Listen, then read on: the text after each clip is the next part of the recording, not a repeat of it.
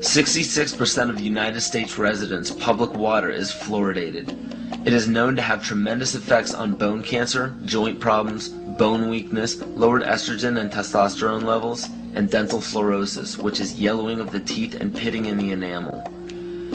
Wouldn't it make more sense to enhance public water with vitamins which are meant to be ingested to promote overall health, rather than putting such a toxic chemical in our water with a bogus explanation that it will improve our dental health? We now know that fluoride causes more dental problems than it solves.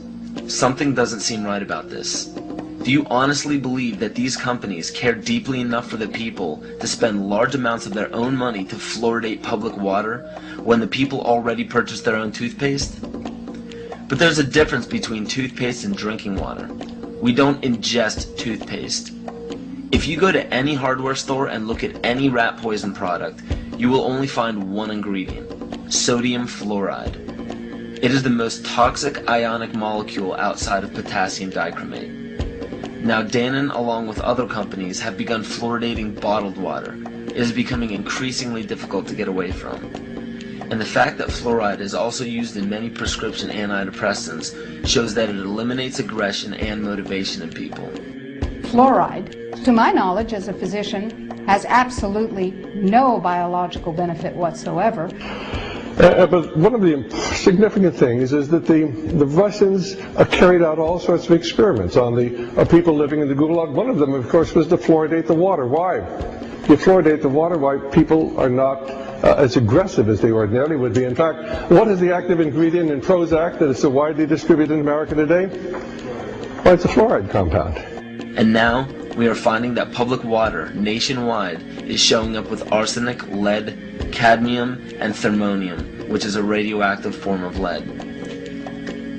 Cancer, lowered sex drive, birth defects, sedation, and brain defects. Does this not sound like a wonder drug for anyone aiming to control a population? It's quite astonishing, Paul, the degree to which environmentalists have not been educated about fluoride. You know, people have an unconscious trust in their doctor or their dentist, and if you can persuade doctors and dentists that fluoride is safe and good, then you're able to reach the rest of the nation. People believe their doctors and dentists, and that was a way of promoting fluoride for Bernays. Fluoride was killing their cattle, destroying their crops. Fluoride given to rats had produced bone cancer and liver cancer, and that those results had been doctored to make it look as though fluoride hadn't caused as much cancer.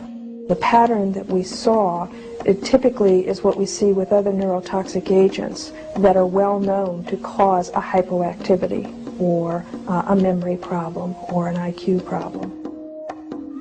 When I first presented the results of these studies, one of the individuals sitting and listening to the results, he says, "Do you have any idea what you're saying?"